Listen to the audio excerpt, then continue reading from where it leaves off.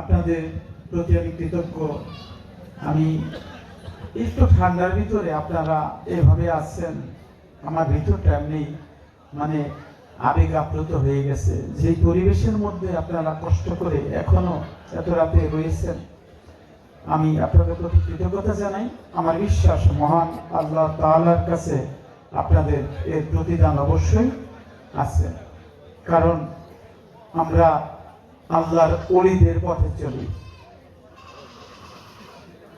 পবিত্র কোরআনে সূরা ফাতিহার ভিতরে বলা হয়েছে যে কোন পথ, ইহদিনাস সিরাতাল মুস্তাকিম, আমাদের সেই সহজ সরল পথ দেখাও। কোন পথ? মধ্যম, যে মধ্যবর্তী পথ, মধ্যবর্তী পথ দেখাও, ডানে বামের বেঁকা তেরা পথ নয়। সিরাতাল্লাযিনা আন'আমতা আলাইহিম, যেই ব্যক্তিদের উপরে আল্লাহ তোমার নিয়ামত আছে, ওই নিয়ামত প্রাপ্ত ব্যক্তিদের পথে চালাও। সুবহানাল্লাহ। এই পথটা আমরা চাইতে না। এখন সারা জীবন যদি বলি নিয়ামত প্রাপ্ত ব্যক্তির পথে চালাও, সূরা ফাতিহার ভিতরে এই আয়াতগুলো আছে। এই সূরা না পড়লে আমাদের ওক্তীয় নামাজ হয় না। হয়তো জানাজার নামাজে অনেকেই সূরাটা পড়া হয় না, কিন্তু ওক্তীয় নামাজের ভিতরে যদি 3 রাকাতের নামাজও হয়, সেই রাকাতে বেজর রাকাতে শুধু ফাতিহা পড়া হয়, তাই না? যেমন মাগরিবের টাইমে, কিন্তু পড়তে হয়। সারা জীবন যদি বলি যে আমাকে নিয়ামত প্রাপ্ত ব্যক্তির পথে চালাও, আমি আলোচনা বেশি করব না। যেই ব্যক্তির উপর তুমি নিয়ামত দিয়েছো সেই পথে চালাও, কিন্তু জীবনে একটা দিনও সেই ব্যক্তির পথে চললাম না, আল্লাহর ওলির বিরোধিতা করলাম, তাইলে কি আমি মুক্তি পাবো? আমার পূর্বের আলোচক মাওলানা মুফাজ্জল হোসেন আল চিশতি সাহেব বলতেছিল যে মান আদালি ওয়ালিয়ান ফাকাদ আযানতুহু বিল হারবে, আল্লাহর ওলির বিপক্ষে যে যায় আল্লাহ তার বিরুদ্ধে যুদ্ধ ঘোষণা করে। দরদিরা, আল্লাহ যদি কারো বিরুদ্ধে যুদ্ধ ঘোষণা করে, নামাজ পড়ে, রোজা করে, হজ করে, যাকাত করে, কাবা শরীফের গিলাফ ধরে কান্নাকাটি করে ক্ষমা পাওয়া যাবে? কারণ এইগুলো যে মালিক আল্লাহ, সে যদি বিপক্ষে থাকে কাজ হবে? তাহলে ইবাদত যতটুকুই হোক, আমি কোন তত্ত্ব আলোচনা করব না। আমাদের ইবাদত করতে হবে একমাত্র আল্লাহ, ঠিক কিনা? কিন্তু নিজের জানের চাইতে ভালোবাসতে হবে নবী করিম মুহাম্মদুর রাসূলুল্লাহ সাল্লাল্লাহু আলাইহি ওয়াসাল্লামকে। অনেকেই কয় নবী নাকি পিয়ন, বলেন নাউজুবিল্লাহ। না, ওয়া মা আরসালনাকা ইল্লা রাহমাতাল লিল আলামিন। আল্লাহ বলেন এই মহাজগতের ভিতর নবী মুহাম্মদুর রাসূলুল্লাহ সাল্লাল্লাহু আলাইহি সাল্লামকে রহমত স্বরূপ প্রেরণ করেছেন। নবী জগতে আসার পূর্বে রহমত ছিল কিনা? ছিল তো। নবী আসার পরেও ছিল। নবী এই বাহ্যিক ভাবে ওফাত লাভ করেছেন, এখন রহমত বন্ধ হয়ে গেছে? রহমত আছে কিনা? তার নবী আছে কিনা? বুঝি না, এই জন্য ভেতর নবী যেদিন না থাকবে কোন জীবের মধ্যে শ্বাস প্রশ্বাস চলবে না। লাকাদ জাআকুম রাসূলুম মিন আনফুসিকুম, এই 9 সময়ের মধ্যে রাসূলের রিসালাতি শক্তি কোরআনের দলিল বলে দিচ্ছে। কিন্তু এই তত্ত্বটাকে নিয়ে যাওয়া হয় অন্য জায়গায়। যা হোক, আমি যেহেতু আলোচনা করব না, বেশি বলছি, এই জন্য ইবাদত হবে আল্লাহর, মহব্বত হবে রাসূলের। আন নাবিয়্যু আওলা বিল মুমিনিনা মিন আনফুসিহিম, নবী হলো মুমিনের নিজের জানের চাইতে প্রিয়, বলেন না সুবহানাল্লাহ। এইটা কোনো হাদিস নয়, কোরআনের দলিল। নবী বলেছে আমি নবী যদি কোন উম্মতের কাছে তার জীবনের চাইতে প্রিয় না হই, তারা মুমিন দাবি করতে পারবে না।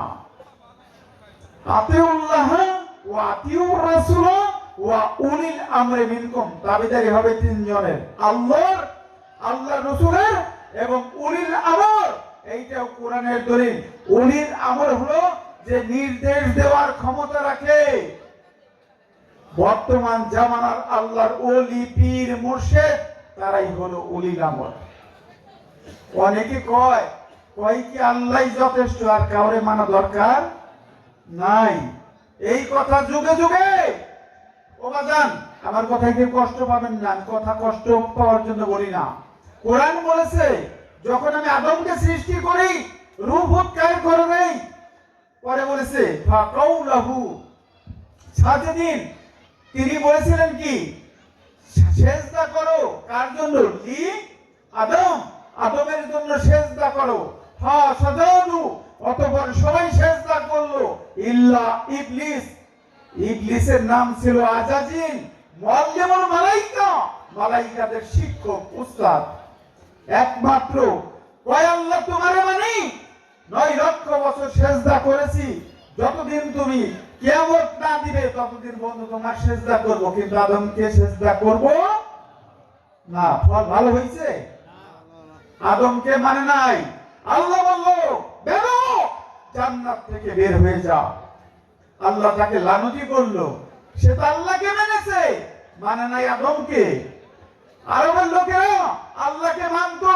নবী মুহাম্মদ রাসূলুল্লাহ সাল্লাল্লাহু আলাইহি ওয়াসাল্লামের আব্বার নাম আব্দুল্লাহ, ঠিক না? আব্দুল্লাহ মানে আল্লাহর গোলাম, আল্লাহর দাস। কিন্তু কয় তোর আল্লাহ আছে মানি, কিন্তু তুমি মুহাম্মদ, আল্লাহ যে তোমার সাথে কথা কয়, ওহী দেয়, তুমি যে আল্লাহর নবী, এইটা মানি না। ফল ভালো হয়েছে? বর্তমান জামানায়ও অনেকে খাজা মঈনুদ্দিন চিশতি, আব্দুল কাদের জিলানী রাহমাতুল্লাহ আল্লাহর ওলিদের বিরুদ্ধে কথা কয়। অনেকে কয় মাজার ভেঙে ফেলবে। মাজার ভাঙলে কি আল্লাহর ওলির কোনো ক্ষতি হবে? কিচ্ছু হবে না। মাজার ভাঙলে যারা ভাঙবে ওদের কপাল পুড়বে, ওই জাতির কপাল পুড়ে যাবে। আমার ভাই শহীদুল্লাহ কাছে রানা ভাই বলেছে এই দেশ হলো ইউনিয়ন দেশ। দেখেন দেশের সরকার প্রশাসন তেমন কিচ্ছু নাই, তারপরে মানিকগঞ্জের মানুষ কত সুন্দর, ঠিক কিনা? একজনের বিপদে একজন যায় কিনা? তাহলে কত মায়া। কেন? কারণ এই দেশ ওলিয়া উলিয়ার ইসলাম প্রচার করেছে, হিংসা শিক্ষা তার দেয় নাই। আর এখন ফতোয়া দিয়ে বলে দিবে এইটা করো ওইটা করো, মাজার ভাঙবো, ওইখান থেকে লাশ বের করে পড়াইয়ে দাও, এইরকম ফতোয়া দিবে যারা, তাদের মানা যাবে? আমি কিন্তু বাজান কোন রাজনৈতিক দলের পক্ষে বিপক্ষে কথা বলি না। আমার এই দরবারে বিভিন্ন সব দলের মানুষ আছে, আছে না? সব দলের মানুষ আছে। কোনদিন কোন দলের পক্ষে বিপক্ষে আমি বলি না, আমি কথা বলি মানুষের পক্ষে। এই দেশে হিন্দু, খ্রিস্টান, বৌদ্ধ, মুসলিমদের পাশাপাশি তারাও সম্মান নিয়ে থাকবে, যার যার ধর্ম সে পালন করবে, কারো উপর কেউ জুলুম করবে না। এইটা ইসলামের আকীদা। অন্যের প্রতি নাকি গালিও দেওয়া যাবে না, এইটা ইসলাম ধর্মের শিক্ষা। কিন্তু আমরা এমন চরিত্র দেখাচ্ছি, অন্যান্য ধর্মের মানুষ আমাদের কয় সন্ত্রাসী, উগ্রবাদী। আমরা কি সন্ত্রাসী? না। প্রকৃত মুসলিম কোনদিনও সন্ত্রাসী নয়। তারা আল্লাহর প্রেমিক, আল্লাহ ওয়ালা, তারা আল্লাহর ইবাদত করে, নবীকে জানের চাইতে বেশি ভালোবাসে, তারা আল্লাহর ওলির সহবতে থাকে। বোঝা যাচ্ছে? ইবাদত আল্লাহর, মুহাম্মদ নবী মুহাম্মদ রাসূলুল্লাহ সাল্লাল্লাহু আলাইহি ওয়াসাল্লামের, এবং সহবত সঙ্গ নিতে হবে আল্লাহর ওলি, পীর, মুর্শিদ, তাদের খেদমত হবে মাতা পিতা, উস্তাদ, গুরু, এলাকার বুজুর্গ ব্যক্তির। বলেন না সুবহানাল্লাহ।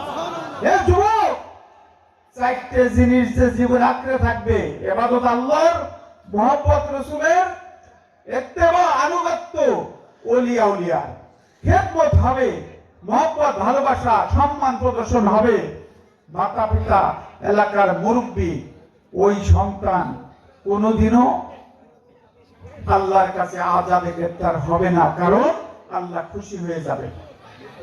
আল্লাহ যার উপরে খুশি হবে, ওর ইবাদত যদি একটু কম হয়, সে জান্নাতি হতে পারে, পারে কিনা? এই জন্য বাজান আমরা যে আমল করি, এই আমল দিয়ে জান্নাতে যাব আশা করা খুবই মুশকিল। কত ভুল করি না বাজান? কিন্তু যেমন এখানে বসেছি গঞ্জে তহিদ দরবার শরীফ বাজান, আমি অত্যন্ত অধম নাদান, কিচ্ছু জানি না, তারপরেও বিশ্বাস আল্লাহর ওলির হাতে হাত দিয়ে বায়াত হয়েছি। আল্লাহর ওলি দেওয়ান শাহ সুফি আব্দুর রশিদ আল চিশতি নিজামী একবারে মার্কা মারা ওলি, তার হাতে কমপক্ষে ভারত বাংলায় লক্ষ লক্ষ মানুষ ইসলাম কবুল করেছে। তার এক ভক্ত হযরত খাজা শাহ সুফি মনসুর শাহ চিশতি কুষ্টিয়া উদিবাড়ি দাইরাবাদ, যদি খোঁজ দেন দেখবেন ভারত উপমহাদেশের মধ্যে তাদের শত শত খানকা শরীফ, তার এক ভক্তেরই লক্ষ লক্ষ ভক্ত মুরিদ।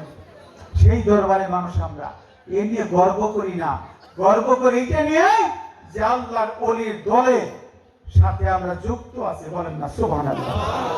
ও বাজান, আমার আলোচনা শেষ। ট্রেনের বগির ইঞ্জিনের সাথে যদি একটা বগি বাজানো থাকে, ইঞ্জিন গেলে বগি যাইব না।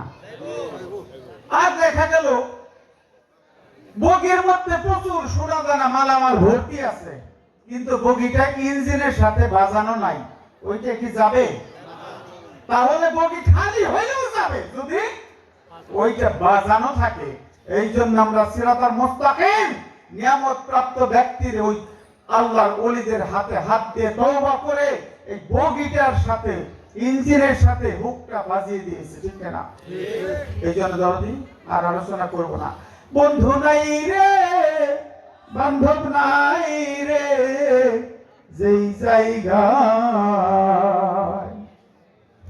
নিদানের কান্ডারি নবী, সেই জায়গায় বিপদের কান্ডারি মুর্শিদ, সেই জায়গায় আল্লাহুম্মা সাল্লি আলা মুহাম্মদ, আল্লাহুম্মা সাল্লি আলা মুহাম্মদ ওয়া আলা আলি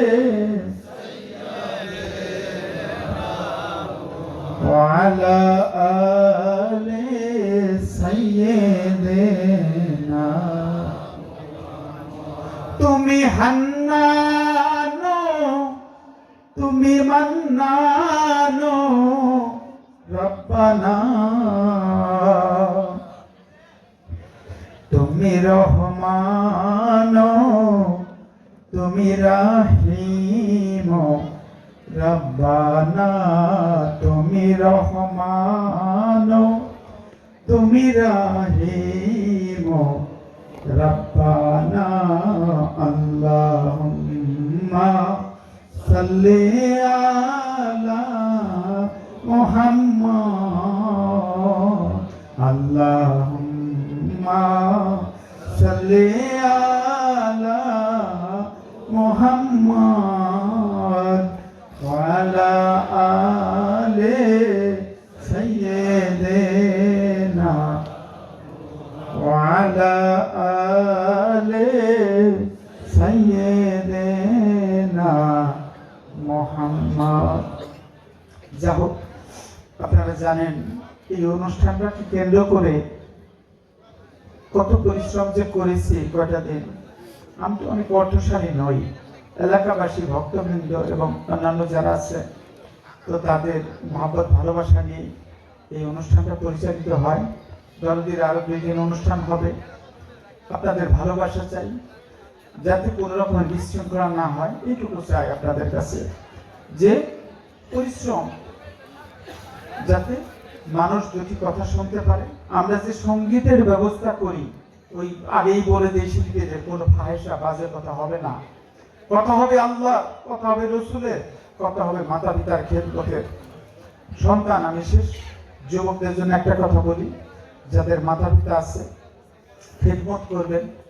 হজে যাওয়ার সুযোগ হয় নাই, কিন্তু মা বাবা বৃদ্ধ হয়ে গেছে, ওই মায়ের দিকে বাবার দিকে মায়ের নজরে মহব্বতের নজরে একবার তাকাবেন, নিজে যা খান তাকে দিবেন, সে খুশি হয়ে গেলে হজে মাবরুর, কবুলিয়াত হজের সওয়াব হবে।